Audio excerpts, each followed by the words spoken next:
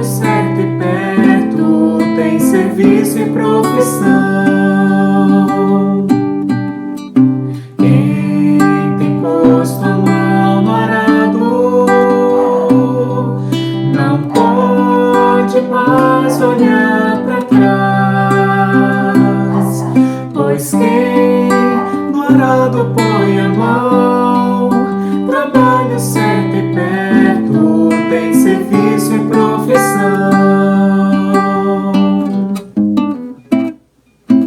Lança a semente, espalha pelo chão, planta em tua terra, faz do teu trabalho tua guerra.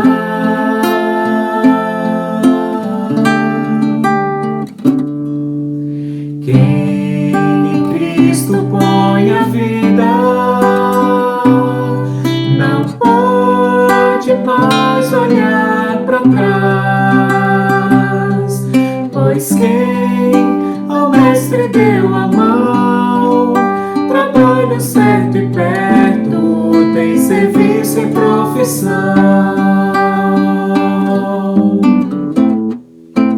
Prega a palavra, ensina ao teu redor, mostra em tua vida, faz das boas novas tua lida.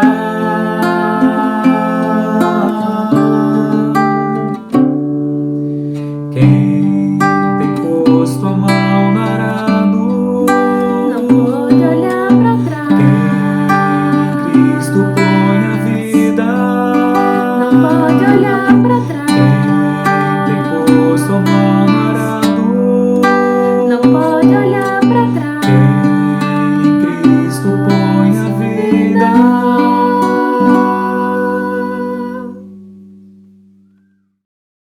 Congregação Batista Filadélfia, que Deus abençoe vocês. Obrigado por orar e contribuir conosco quando Deus tem tocado os vossos corações para assim fazê-lo, e obrigado, que Deus abençoe.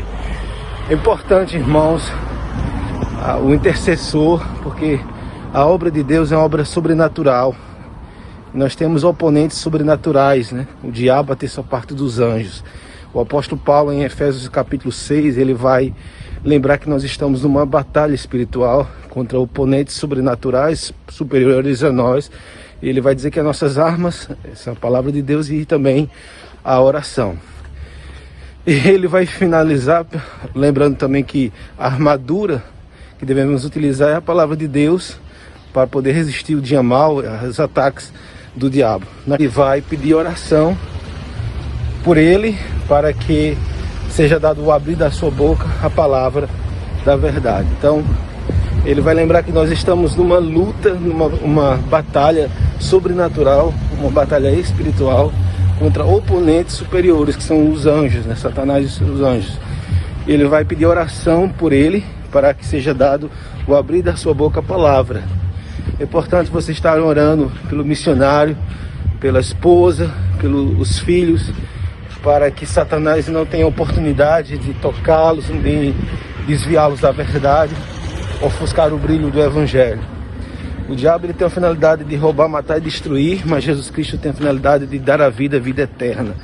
É importante vocês estarem também cooperando financeiramente, porque para estarmos em um local, seja no Brasil, seja fora do Brasil, como é o nosso caso, nós necessitamos de ajuda financeira, que é algo voluntário, que também é movido pelo coração de Deus, movendo o coração dos irmãos, para que nós possamos ter o suprimento necessário, a manutenção necessária, para assim estar no país, de forma legal, de forma também ter as condições de pagar aluguel, as despesas normais que qualquer pessoa tem, né? Alimentação, vestimenta, água, energia, coisas do tipo.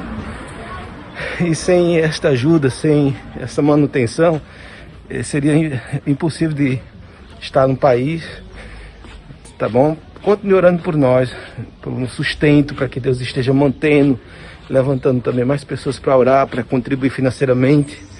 Há muitos desafios que temos que enfrentar, mas desafios todos nós enfrentamos, quer seja o missionário, o pastor ou irmãos.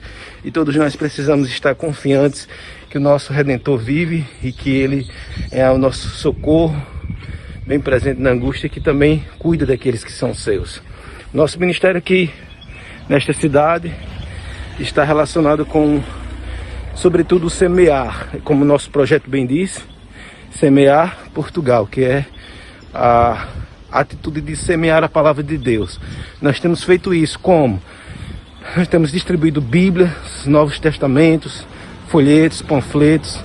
Também Deus tem dado oportunidades para contar as histórias bíblicas. Em várias oportunidades que o Senhor nos concede, eu tenho apresentado às pessoas o Evangelho através das histórias bíblicas, contando a ela a velha história e sobretudo a história da cruz de Cristo Jesus. Graças a Deus pudemos alugar um prédio, a igreja mãe, que é a Igreja Batista de Moscavide. Ela alugou um local, nós realizávamos os cultos em nossa casa. Era um dos lugares que nós realizávamos, também na casa de outra pessoa, os cultos em nossas residências. Mas graças a Deus, já há alguns meses, temos um local físico, que é a Igreja Batista do Cartacho, que na realidade é uma congregação. E lá nós realizamos cultos de oração, escola bíblica dominical, e quando era permitido também realizávamos o culto de adoração no domingo à tarde, mas que por enquanto não está sendo realizado devido à proibição do horário, que é no máximo 13 horas que podemos realizar a programação. Então nós temos realizado os cultos, graças a Deus, mesmo nessa pandemia, Deus tem permitido a realização de cultos aqui nesta cidade. Tem sido aberto ao público nesta cidade uma igreja que prega o Evangelho bendito de nosso Senhor e Salvador Jesus Cristo. E Deus também tem dado oportunidades de evangelismo. Quando saio ao mercado, sempre apresento o Evangelho. Quando vou à farmácia, quando vou à padaria, quando vou resolver alguma coisa em algum determinado departamento, alguma repartição, o Senhor sempre abre oportunidades, sempre dá portas abertas para testificarmos do Evangelho de nosso Senhor e Salvador, o Senhor Jesus Cristo. Então ore para que continuemos a testificar de Jesus. Deus tem dado sempre oportunidades de testificar até na escola, os colegas do meu filho, os professores, também alunos, os pais também. Ore para que faça o Evangelho floresça e que pessoas se convertam a Jesus, que o entendimento das pessoas sejam iluminados para que possam entender que Jesus Cristo é o único meio de salvação e a única chance que eles têm de escapar do inferno e ter a entrada para o céu. No Facebook da igreja apresentamos conteúdo bíblico, conteúdo evangelístico, teológico, pregações e explicações de textos bíblicos, vários vídeos que apresentam o Novo Testamento, apresentam Jesus Cristo como um todo. Então temos usado mídias virtuais, mídias físicas, né, que é a Bíblia, Novos Testamentos, panfletos, livretos, folhetos e também a explicação oral verbal das Escrituras. E também temos orado por esta cidade para que Deus salve pessoas. É um desafio a evangelização na Europa, povo secularizado e que também é indiferente ao Evangelho, ao cristianismo, especialmente o cristianismo protestante. Que Deus nos proteja. A Europa é um campo aberto não somente para a nossa fé, mas para outras religiões. Ore para que Deus esteja nos proteger, nos guardar, a nos livrar dos ataques do diabo e também das ciladas que Satanás sempre tem arma para tentar ofuscar ou impedir o avanço do Evangelho do Senhor Jesus Cristo. O Evangelho tem progredido há 2000 anos atrás, mas com muita perseguição, não é diferente. Jesus, que é o fundador do cristianismo, é o autor e consumador da nossa fé, foi crucificado. O que nós podemos esperar? Tapete vermelho? Óbvio que não, né? O que nos espera é a via cruz, é o caminho do Gólgota, né? E Jesus disse que assim que ele foi, antes dele ser crucificado, ele disse, olha, vocês serão levados como ovelhas ao matadouro. Então ore para Deus fortalecer a nossa fé, dar-nos sabedoria, dar-nos perseverança, dar-nos sensibilidade espiritual, maturidade, para falar com intrepidez, mas com clareza o Evangelho, na linguagem, no entendimento das pessoas daqui deste país. Ore por nosso sustento. Um missionário, quando não consegue o sustento completo ou ele não tem a condição, ele é obrigado a ter que retornar ao país. Então, assim, é muito importante os irmãos estarem orando, contribuindo de acordo com aquilo que Deus propuser nos seus corações e também de acordo com as vossas condições também. Mas nós precisamos também de ajuda espiritual, lembrando que nós lutamos contra oponentes superiores a nós, mas inferiores a Deus. Por isso que nós temos que recorrer constantemente a Deus, porque só Deus pode nos guardar, só Deus pode nos manter, só Deus pode nos sustentar. Ele assim o faz como? Ouvindo e respondendo as orações daqueles que são os filhos de Deus. Então ore para que nós sejamos sustentados por Deus, que usa o seu povo para manter. Sempre foi assim. Jesus Cristo foi sustentado por mulheres ricas que o cuidavam, que mantinham o seu ministério. O apóstolo Paulo teve essa manutenção, mesmo que ele tenha feito temporariamente por um breve pequeno tempo, tendas, mas ele foi mantido pela ajuda financeira dos irmãos. É assim que Deus tem sustentado os pastores, os missionários. Então continue orando para que Deus levante mais pessoas para orar por nós. Os irmãos sabem que devido à pandemia nós sofremos a questão da oscilação do sustento, mas por que não compreender que também irmãos perdem seus empregos? Eles perdem seus empregos, ficam com dificuldade até de se manterem. E o missionário sente que os irmãos estão sofrendo e ora. Eu constantemente oro, juntamente com minha família, por nossos mantenedores, para que Deus os abençoe, sustente e os supra e guarde cada um deles. Do lado de cá nós sentimos também que o nosso sustento às vezes diminui, oscila, a questão cambial, que também é um desafio. O euro é uma moeda muito mais cara que o dólar, para os irmãos terem ideia. Então sai um bocado pesado para estarmos aqui. Mas Deus sempre tem cuidado, tem suprido. E nós nos adaptamos à realidade, como também os irmãos. Nos alimentamos de acordo com a necessidade, com as condições. E Deus tem sempre cuidado de nós. Não temos do que reclamar. Temos que sempre agradecer, louvar a Deus. Porque a maior necessidade que temos é a necessidade de salvação. E esta necessidade já foi suprida com a morte e ressurreição do Senhor Jesus Cristo. Então todo desafio é pequeno. O maior problema, o verdadeiro problema é que a morte já foi resolvida. Ore, a sua oração muito pode, em sua eficácia. Ore por nosso sustento, ore por nossa proteção, ore também por pelo campo, para que Deus faça germinar a semente do Evangelho que tem sido semeado. E ore também para que possamos encontrar os eleitos de Deus. Nós semeamos em todos os solos, mas só Deus é que pode fazer germinar. Um grande abraço, pastor Eleia Júnior, missionário da MAB e também vosso irmão em Cristo Jesus. Ore por mim, por minha esposa Priscila, por nossos filhos Josué e Isabela. Salvação, proteção e saúde deles. Um grande abraço, que Deus os abençoe.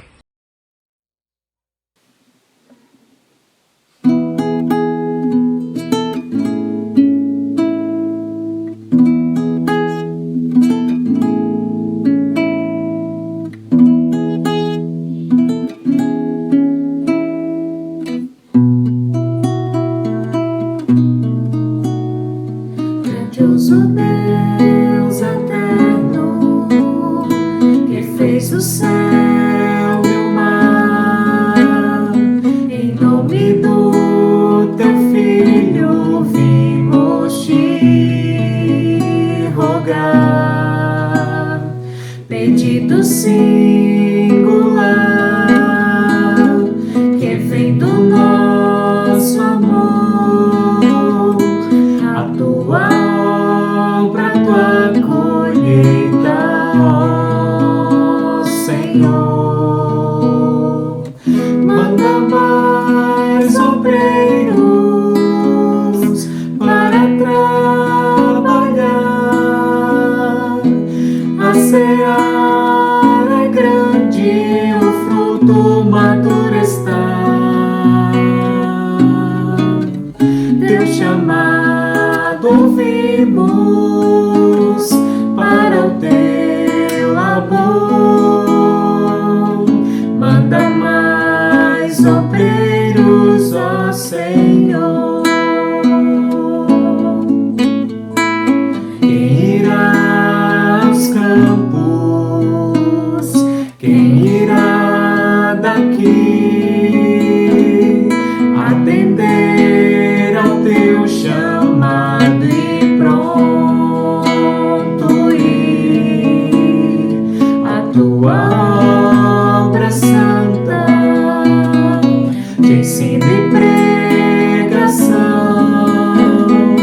Do teu amor pedimos, Pai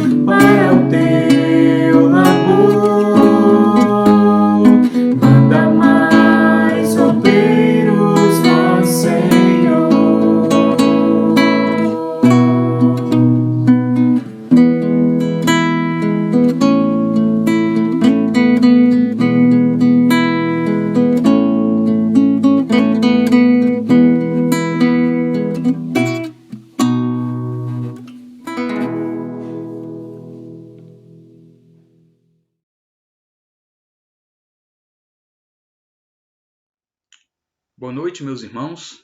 É com grande alegria que nós estamos aqui para aprendermos mais um pouco da Palavra de Deus. E hoje, como culto de missões, nós iremos considerar o tema Semeadores em Plantão. Bem, é 1h da manhã e você acorda com fortes dores no seu lado direito, no abdômen, e então você se levanta e vai direto para o hospital. A caminho, as dores começam a aumentar. Então você começa a suspeitar. Puxa, será que é apendicite? Então, mesmo com tanta dor que você está sentindo, você consegue chegar até ao hospital. Chegando lá, você se dirige à recepção e, falando com a recepcionista, você pede um médico urgentemente. Mas a recepcionista olha para você e diz o seguinte: olha, o médico em plantão não poderá atender você.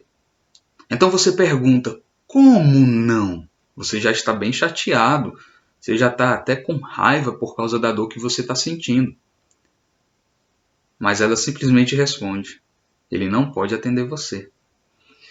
Diante da situação do médico estar em plantão e que ele deve ser urgente para atender, o que você diria desse profissional? O que você diria desse médico? Ele é um bom ou um mau médico?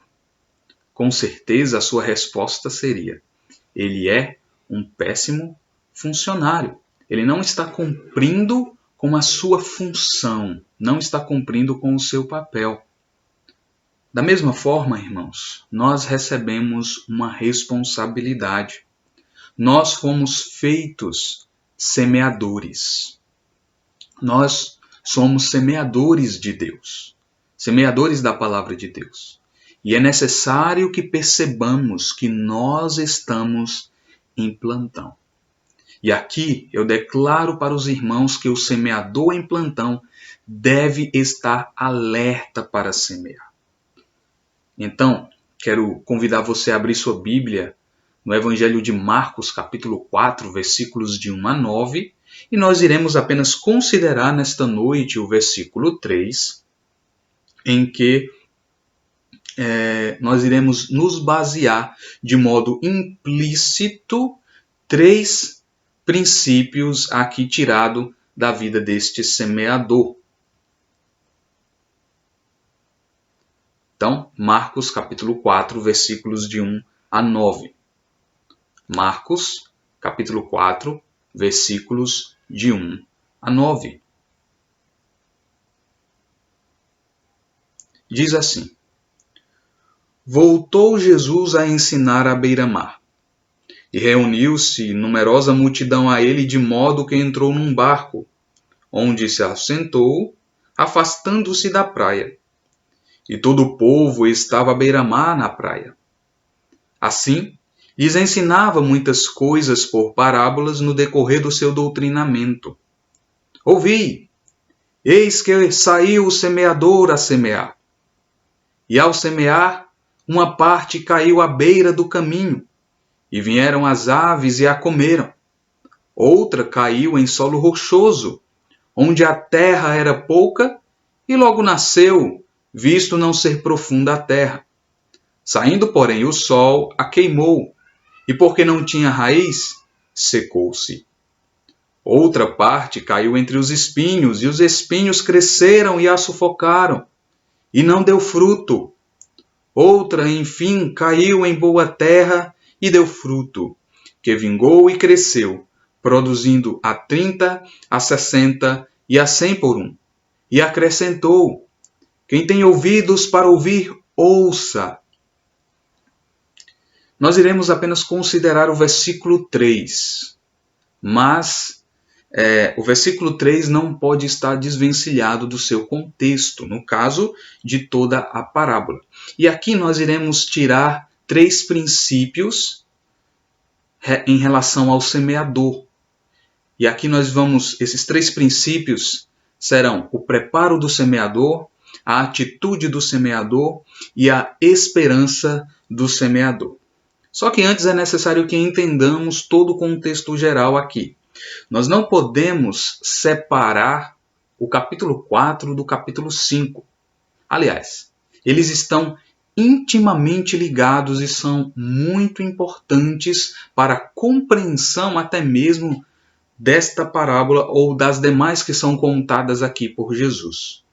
É só nós observarmos aqui no capítulo 4, versículo 1, que diz que Jesus estava em uma situação em que ele já estivera antes. Diz que ele voltou a ensinar. E onde ele estava ensinando? Ele estava ensinando exatamente na praia. E ali, o versículo continua dizendo que se reuniu numerosa multidão. O fato de mostrar que muita gente estava reunida ali para ouvir Jesus. E o versículo 2 vai dizer que Jesus começou a ensinar para elas. E no decorrer dos seus ensinos, ele dizia estas coisas. E o que ele dizia, o que ele ensinava, era por parábolas. O interessante é que se você for ligar lá para o versículo 33, que diz o seguinte: com muitas parábolas semelhantes lhes expunha a palavra. Então Jesus estava ensinando a palavra ali àquela multidão, só que o modo que ele decidiu usar foi parábolas. Também o texto continua dizendo que Jesus ensinava as parábolas, não qualquer parábola, mas parábolas que eles conseguiam entender, parábolas que chegassem a compreender o seu sentido, ou no caso, as suas figuras. Porque se Jesus viesse com figuras que eles não iriam entender, não adiantaria de nada a mensagem. Mas também havia a particularidade do seu ensino, em que Jesus explicava as parábolas de modo particular aos seus discípulos. Inclusive, você pode perceber que logo após desta parábola nós temos a explicação porque os seus discípulos perguntam. Na realidade, aqui nós não temos uma ordem cronológica, mas nós temos uma ordem em que, das parábolas, em que essa parábola foi contada e aqui nós temos a explicação porque o evangelista escolheu fazer esta posição ao escrever.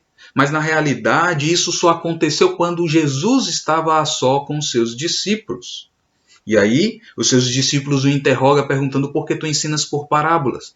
E ele responde: olha, para vocês é dado conhecer os mistérios do reino de Deus, mas para outros não é. Para outros não lhes é permitido, para que conheçam, se convertam, creiam e sejam perdoados os seus pecados. Então, aqui nós encontramos várias parábolas até o versículo 32 e aqui fecha esta seção de ensinos ou de doutrina.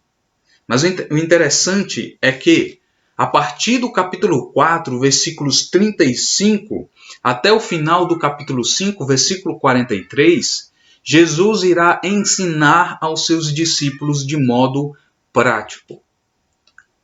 Anteriormente, ele tinha ensinado por parábolas e tinha doutrinado os seus discípulos concernente ao reino de Deus.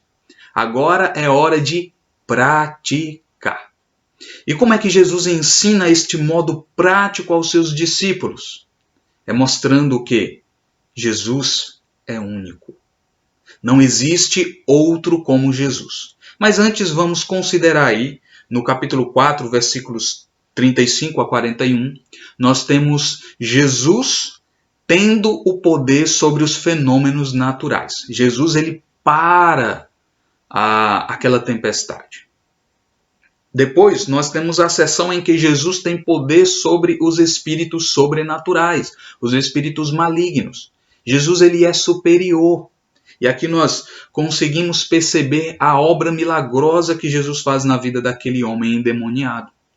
Também, nós vemos que Jesus, ele tem poder sobre as doenças incuráveis. E aí encontramos a situação daquela mulher que padecia há 12 anos com o fluxo de sangue. E por último, Jesus, ele tem poder sobre a morte. Então, esta sessão, Jesus estava ensinando aos seus discípulos o seu poder sobrenatural. E aqui o interessante é que o evangelista, ele destaca a sua diferença, porque os seus discípulos perguntam no versículo 41, quem é este que até o vento e o mar lhe obedecem, ou seja, ninguém tem este poder. Mas Jesus, ele tem o poder de acalmar a tempestade. Depois, nós vemos o caso do endemoniado em que ninguém conseguia detê-lo, porque ele estava possuído por uma legião. Mas o texto considera que ninguém podia subjugá-lo. Mas Jesus conseguiu. Não somente conseguiu, como deixou aquele homem são. Em terceiro lugar, nós vemos o caso da mulher em que o evangelista quer destacar em que ninguém conseguia, nenhum dos médicos conseguia encontrar a cura para aquela mulher. Mas Jesus conseguiu. E por último, a pergunta dos seus servos ao chegar para Jairo diz: por que incomodas o mestre? Esta pergunta aqui está querendo dizer o seguinte: olha, tua filha morreu. Jesus não pode fazer mais nada. Mas Jesus diz: olha, crê. E então ele ressuscita a filha de Jairo. Então nós conseguimos perceber aqui uma ligação tremenda entre o capítulo 4 e o capítulo 5. Então, Jesus ele ensina por parábolas com um propósito, de que apenas aqueles que foi dado o conhecimento do reino de Deus entendam a parábola. E é por isso que ele conta primeiramente essa parábola, porque ela é a parábola básica para se entender as outras parábolas. Então, nós chegamos aqui à parábola do semeador. Uma parábola é uma ilustração ou uma comparação. Nós não podemos entender uma parábola como uma espécie de alegoria, porque a alegoria ela pega todas as partes da parábola. Mas nós devemos considerar a parábola como uma ilustração como um todo e não pegando partes por partes, detalhes por detalhes. Às vezes certos detalhes servem apenas para a compreensão do enredo, mas elas não têm nenhuma aplicação. Apenas serve como uma ligação para a história. É diferente da alegoria que pega-se cada uma dessas partes para se tirar uma aplicação. Então, uma parábola é uma ilustração.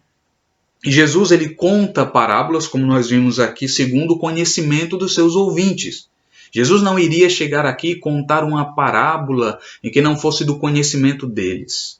E o mais interessante é que essa parábola ela destaca exatamente a situação em que Jesus estava. Olha, Jesus ao falar sobre os vários tipos de solo, em outras palavras, ele estava dizendo que em meio àquela multidão, inclusive quando ele explica a parábola dizendo que o semeador é o que semeia a palavra, Jesus é o semeador nesta situação porque ele está ensinando a parábola. Jesus é aquele que está semeando, então ele coloca-se como o semeador ou aquele que semeia a palavra. Os outros evangelistas, Mateus, coloca o semeador saiu a semear. O interessante é que Lucas ele coloca um complemento. Saiu para semear a semente. E este complemento que Lucas coloca, que inclusive não aparece aí na sua versão atualizada, mas se você tiver uma versão corrigida, ela vai aparecer, é destacando exatamente o que ele está fazendo. Então não é somente uma questão de função, não é somente uma questão de atitude, mas é uma questão também do que ele está semeando. Que no caso ele está semeando a semente.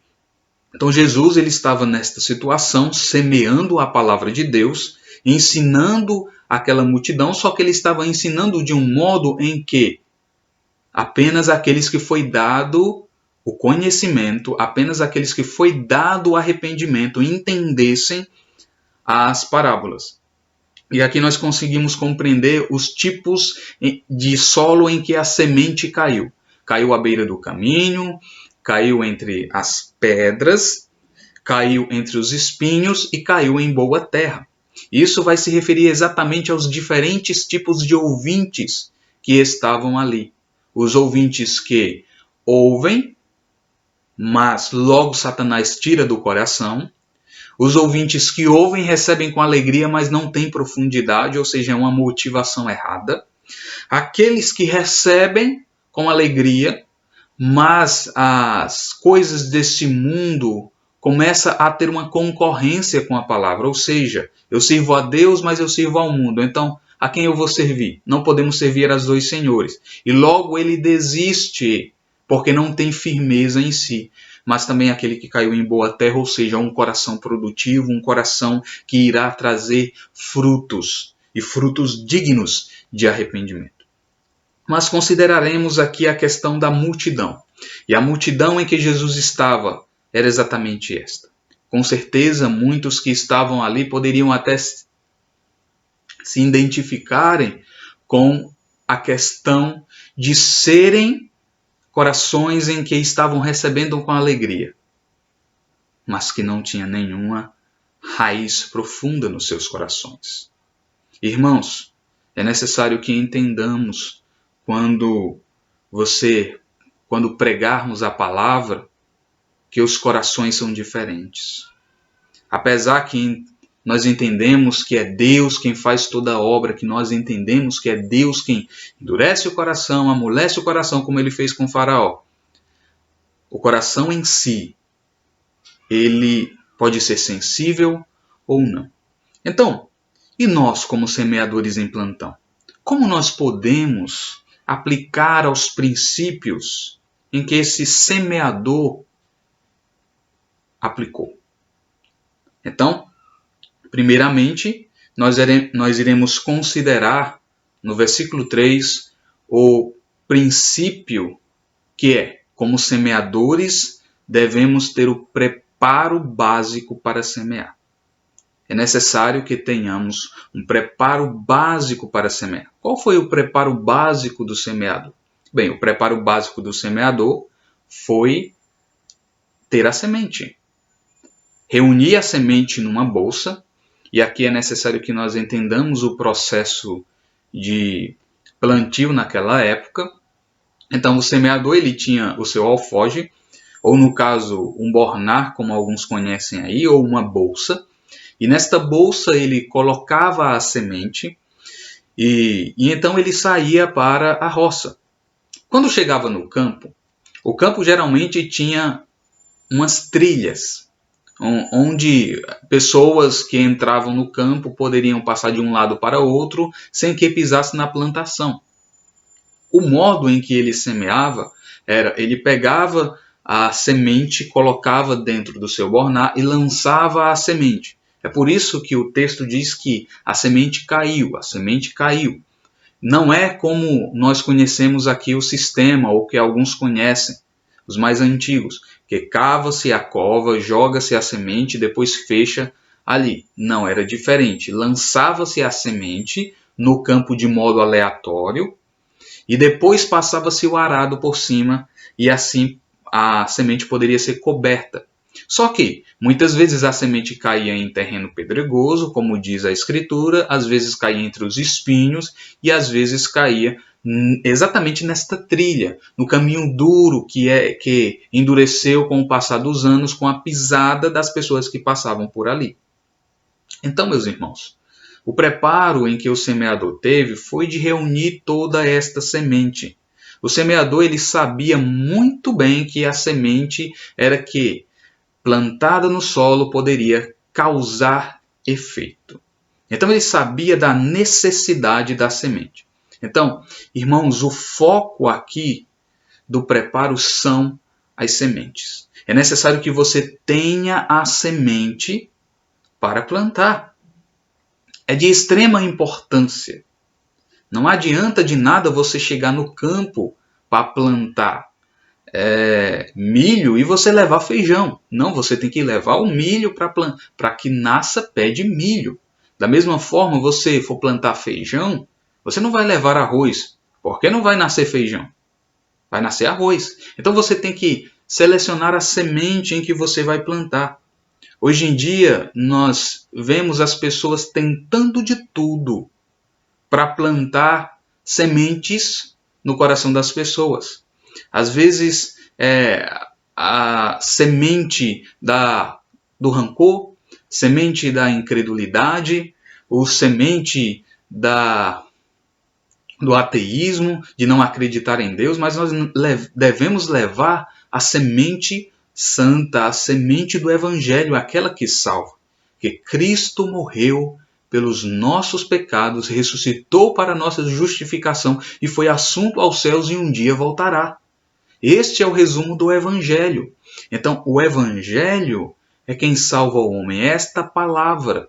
Então, nós devemos levar a palavra, levar a semente que é de extrema importância para que cause o efeito correto.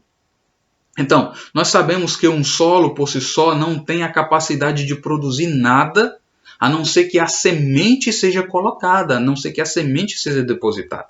Então, o foco principal neste texto aqui é a semente caindo em diferentes tipos de solo. E é necessário que o semeador tivesse isso em mente e se preparasse reunindo ali a semente.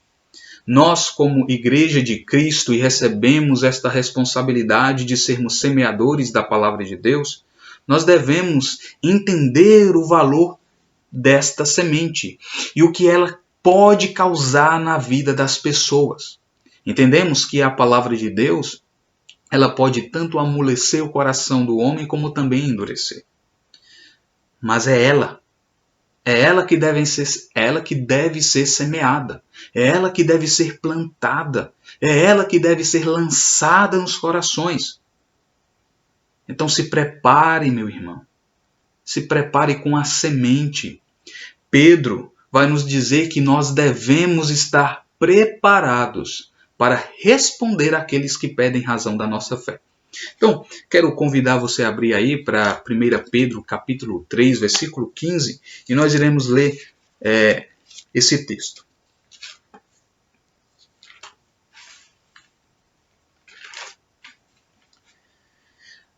Pedro 3,15 diz o seguinte: Antes, santificai a Cristo como Senhor em vosso coração, estando sempre preparados para responder a todo aquele que vos pedir razão da esperança que há em vós. Ou seja, imagine que alguém chegue para você e pergunte por que você é crente. Por que você acredita em Deus? Por que você acredita em Cristo? Infelizmente, há pessoas que não sabem responder. Há pessoas que não sabem dizer. Só que antes, Pedro está dizendo o seguinte: olha, considerai, santificai a Cristo em vosso coração. Por que ele está dizendo isso? Uma boa resposta, e uma resposta bem mais embelezada, ela deve ser dita em santidade. Ela deve ser dita em santificação em Cristo.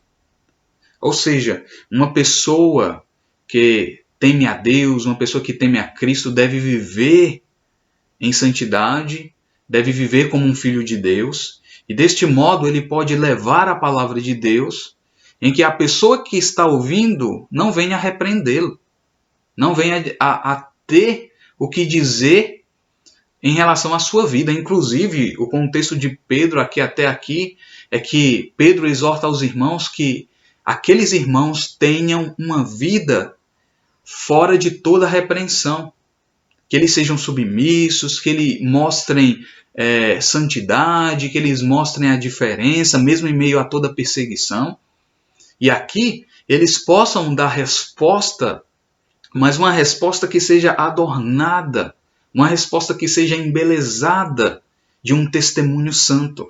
Porque isso pode causar mais impacto do que uma pessoa que vem trazer a palavra de Deus com aquilo que ela nem está vivendo. E, infelizmente, às vezes a palavra de Deus é blasfemada por causa destes, por causa de muitos que não levam a sério o testemunho cristão. Então chegam lá dizendo, olha, Cristo libertou, Cristo liberta, Cristo salva, mas a pessoa está vivendo nos seus pecados. Não deve ser assim, meus irmãos. O preparo é um preparo constante. É um preparo em que você vai conhecendo da palavra de Deus, mas você vai se adornando, se embelezando em santificação. E ele está dizendo, olha, santificai a Cristo como Senhor em vosso coração. O que ele quer dizer como Senhor? Olha, aquele que vai mandar em tua vida. Aquele que ordena e você obedece. Aquele que sabe de todas as coisas e que você faz muito bem em obedecer.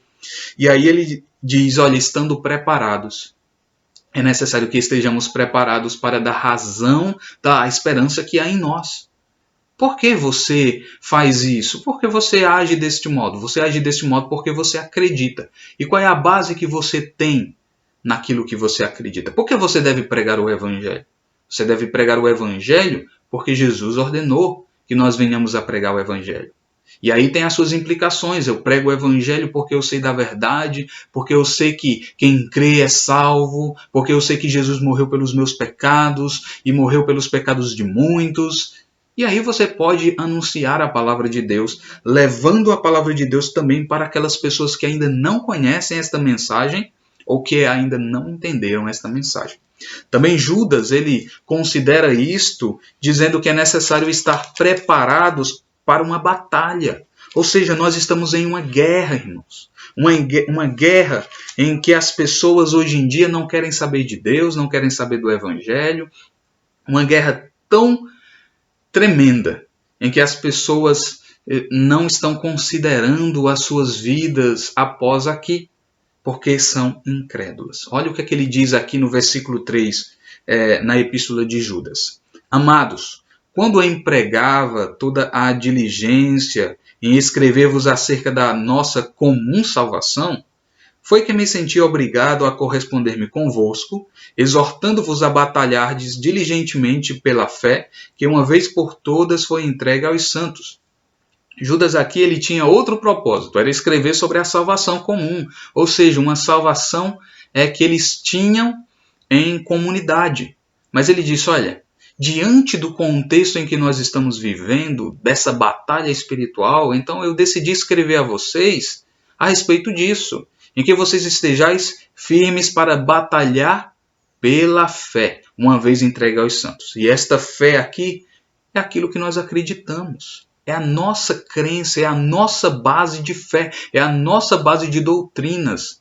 Aquilo que nós acreditamos que é a verdade, que no caso é a verdade vinda da palavra de Deus. Então, meus irmãos, é necessário um preparo. Se nós formos ao campo, se nós formos testemunhar, se nós formos lançar a semente, qual é a semente que nós estamos lançando? Muitos querem chegar lá e dar uma semente de testemunho. O testemunho é importante, mas o testemunho não vai salvar o homem pecador. O que vai salvar o homem pecador é a semente da palavra de Deus.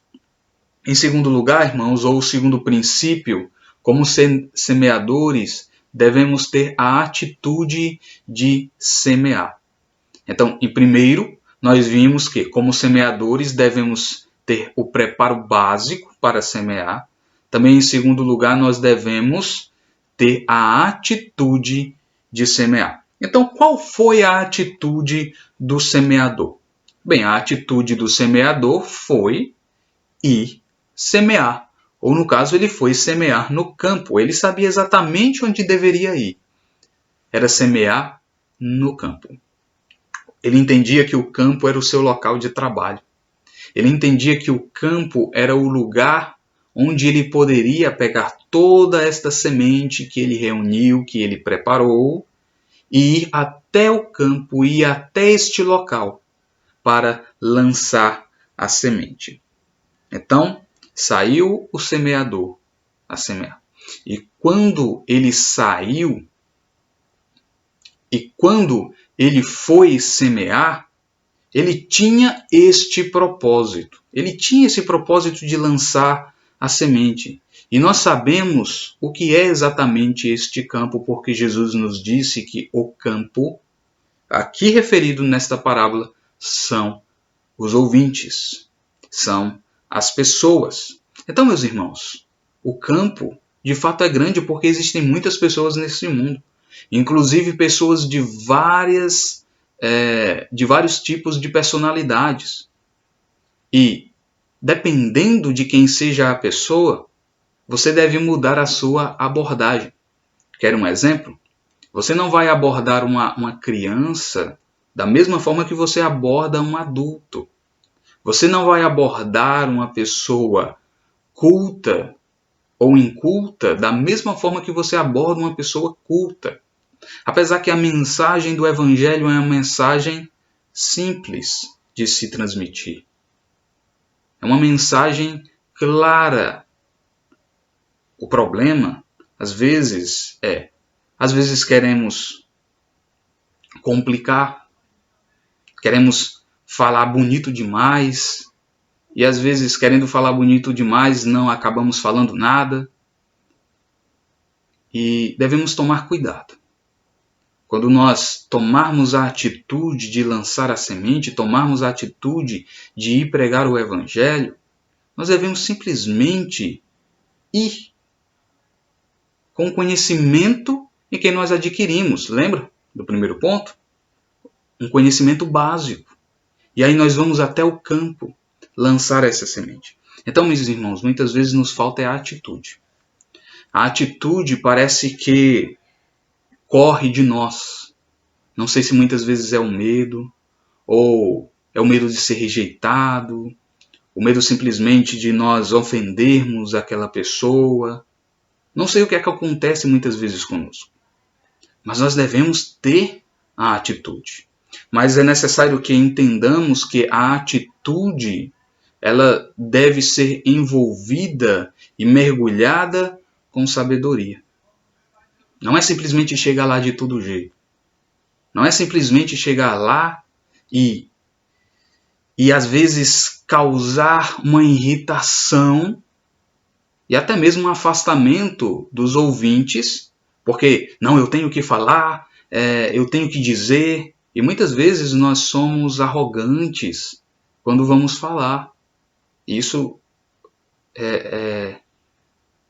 deve ser tomar muito cuidado com o modo, até mesmo como falamos, né? O jeito da boca, o jeito como nós nos expressamos, a nossa atitude muitas vezes pode parecer soberba, porque nós conhecemos e a outra pessoa não conhece. Já vi pessoas desdenhando de pessoas que não conhecem a palavra de Deus, desdenhando dos seus ouvintes. Não é bem assim. Nós devemos ter a sensibilidade ao tato quando nós formos lançar a semente. A atitude ela deve ser mergulhada com sabedoria e coerência. Às vezes pode não ser o momento. Às vezes aquele momento não é oportuno. Não é propício você anunciar o Evangelho. Você pode até dizer o que é isso, tem que falar a tempo e a fora de tempo. Mas devemos tomar o cuidado também, para que não sejamos como religiosos, fanáticos. Eu tenho que falar. Deus, ele vai mostrar a oportunidade. Paulo, ele até pede para uma das igrejas que ore para que Deus venha abrir portas. Paulo, ele pede oportunidade para pregar o Evangelho. Apesar de Paulo ser um grande evangelista, ele não era entrão. Ele não estava ali se metendo. Então o Evangelho, ele deve ser pregado com oportunidades. Então você deve ter sensibilidade quando a oportunidade aparecer, mas também deve ter sensibilidade quando aquilo que você vai falar, aquilo que você vai começar, pode acarretar em um debate, pode acarretar em uma discussão e vai acabar parecendo discussão política. Isso não é bom porque não leva a lugar nenhum. Não leva a lugar nenhum. A mensagem do Evangelho deve ser lançada e Deus ele fará a obra. Então a atitude deve ser imergida em sabedoria, meus irmãos. Devemos imergir a nossa atitude com sabedoria. Porque se não for com sabedoria, nós podemos afastar o nosso público. Eu sei que a palavra de Deus, por si só, ela já afasta muitas pessoas. Ela já afasta muitas pessoas porque a mensagem para o incrédulo é loucura. É loucura o Evangelho para o incrédulo. Mas muitas vezes as pessoas são afastadas não é nem por causa da mensagem, é por causa do mensageiro. Porque o mensageiro não sabe transmitir. Por exemplo, eu já ouvi falar de pastores que chegavam para as pessoas e iam evangelizar da seguinte forma: olha, meu trono está no céu. Você vai para o inferno se você não a aceitar Jesus. Mas o meu trono já está lá no céu, ó, o meu lugar já está reservado lá no céu. Isso não é evangelho. Apesar de ser a verdade, mas isso não pode ser dito, porque isso passa um ar de superioridade. Isso passa um ar de que eu sou melhor do que a outra pessoa, e a outra pessoa vai entender isso. A outra pessoa não vai entender, eita, eu estou indo para o inferno, então eu preciso crer em Jesus. Não. A pessoa vai entender, oxi, tu é melhor do que eu.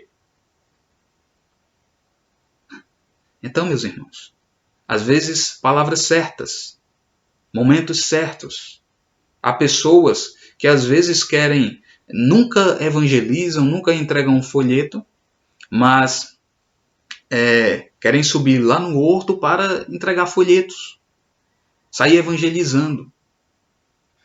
Ou simplesmente, às vezes, nunca pregam o evangelho, mas porque uma determinada casa ali se reuniu para um dia de renovação ou um culto religioso, aí a pessoa quer lá confrontar.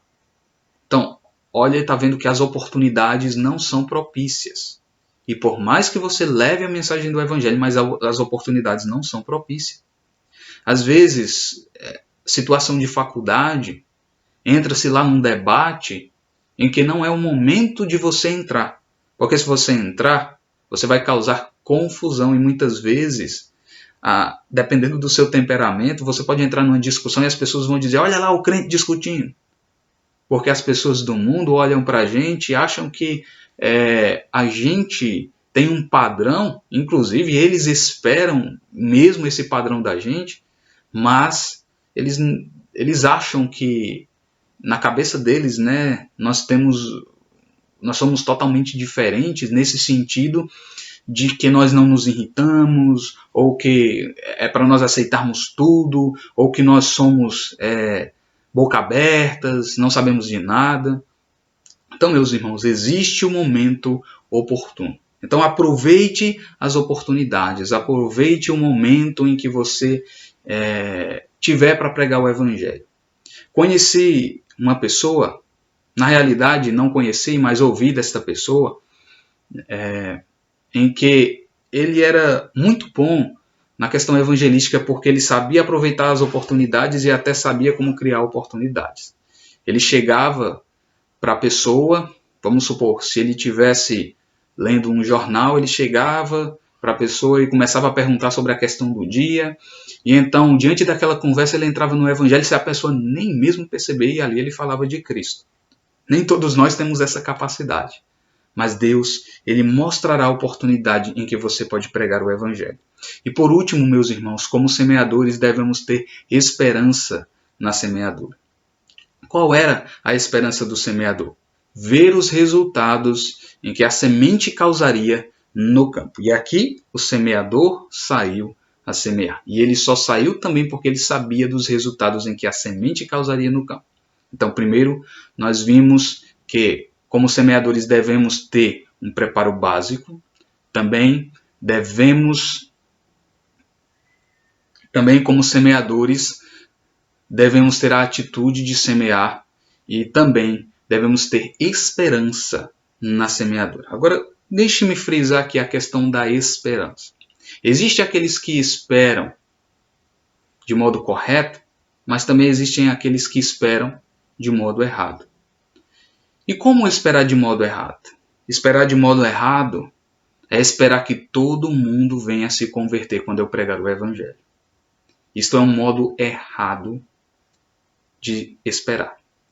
O próprio texto aqui vai dizer que, apesar da semente ser lançada nos corações, ou seja, apesar de Jesus ter pregado a toda aquela multidão, nem toda semente caiu na terra boa.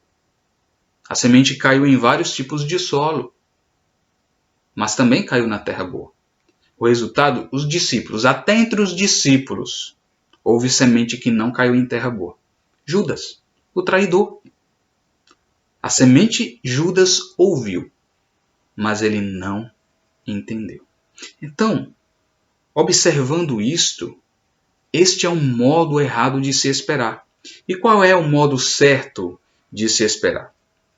O modo certo de se esperar é ter a visão de Deus para o trabalho missionário, para o trabalho evangelístico. E qual é a visão de Deus? Deus ele vai salvar apenas aqueles que ele escolheu. Ou seja, a salvação não é para todos. Apesar da palavra ser lançada a todos, mas a salvação não é para todos. E sim somente para aquele que ele escolheu. O próprio Jesus falava por parábolas porque ele entendia isso. Olha, eu só falo por parábolas porque a vocês é dado conhecer o reino de Deus, mas a outros não, para que eles não se arrependam.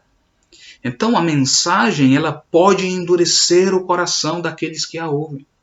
A mensagem pode também quebrar o coração daqueles que foram escolhidos. Então isso, irmãos, é para que tenhamos uma esperança segundo a ótica de Deus, segundo a visão de Deus e não segundo as nossas próprias expectativas.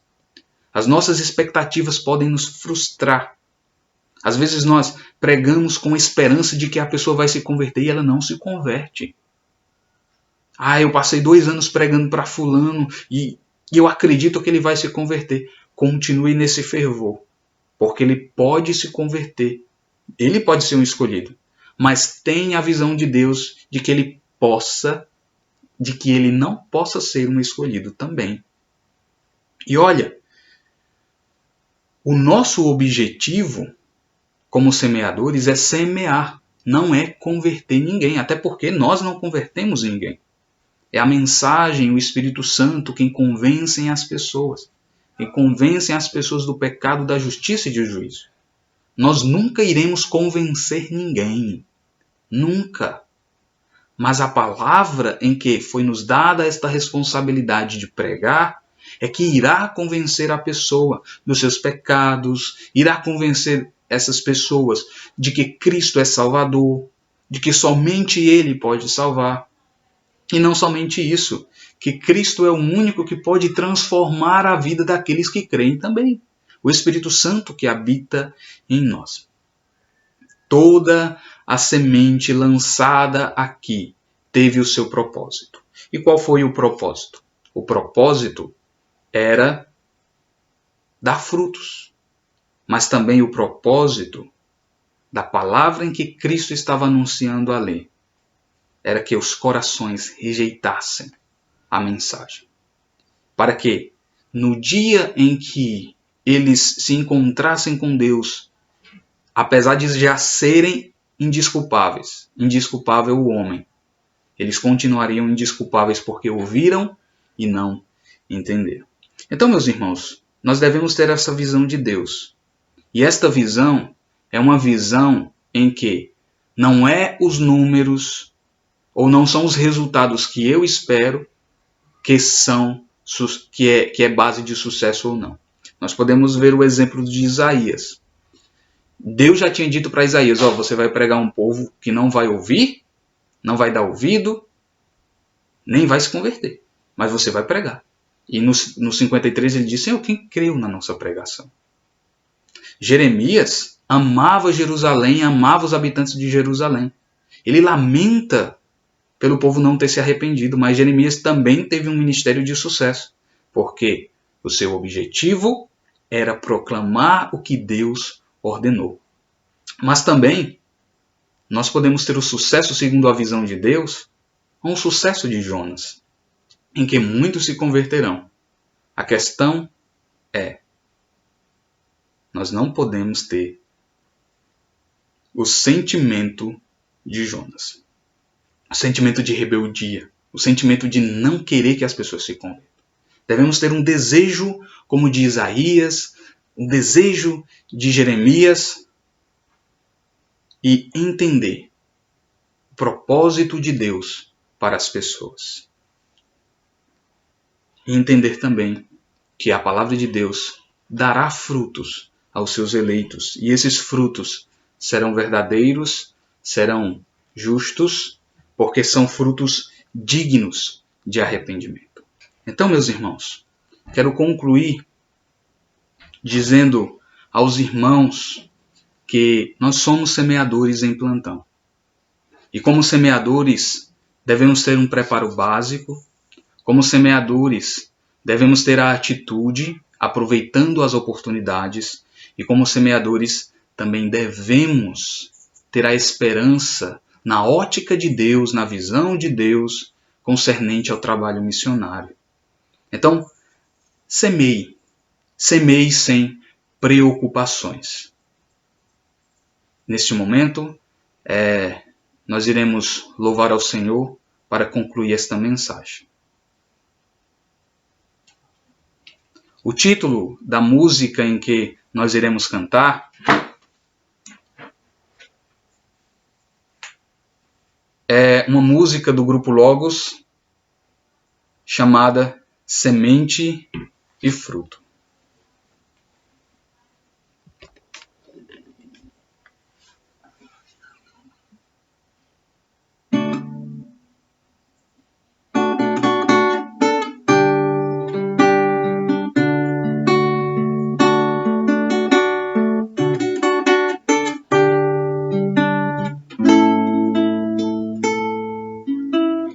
Talvez muito difícil esteja, meu irmão, esse teu trabalho é duro já. E semear parece em vão, parece em vão.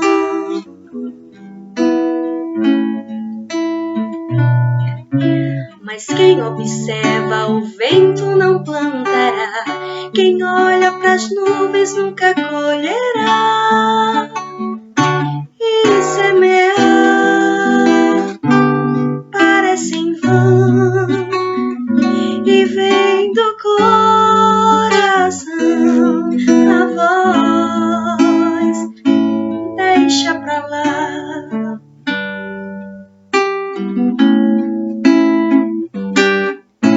Talvez muito difícil esteja, meu irmão, esse teu trabalho é duro chão. E semear parece em vão, parece em vão.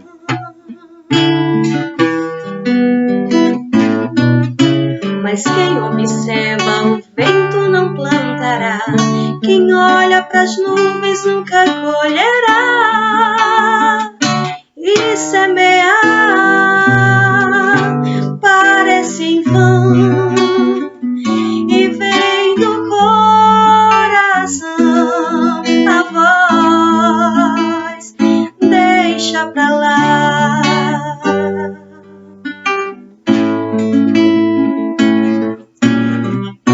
Mas não te esqueças que o vento soprou, sopra e soprará pra onde Deus quiser que vá.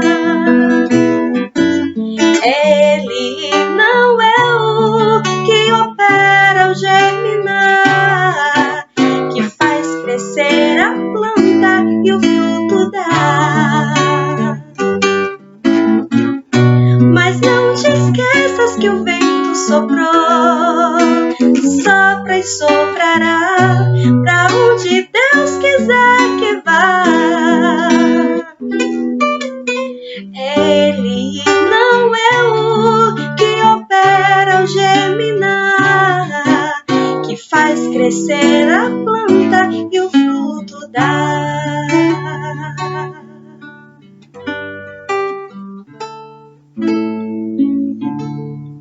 Amém? E que Deus abençoe a todos.